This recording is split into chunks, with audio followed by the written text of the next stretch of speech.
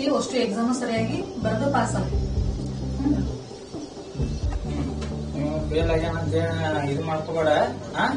ಏನ ಫೇಲ್ ಆಗಿದ್ರು ಮತ್ ಪಾಸ್ ಆದಂಗ ನಮ್ ಕೂಡ ಇಷ್ಟು ಓದ್ಯಾನಂದ್ರ ಇಷ್ಟು ಮಾಡ್ಯಾನಂದ್ರ ಎಕ್ಸಾಮ್ ಬರ್ದಾನಂದ್ರ ನಮ್ ಖುಷಿನ ಏನ್ ತಲೆ ಕಟ್ಸ್ಕೊಂಡಿಲ್ಲ.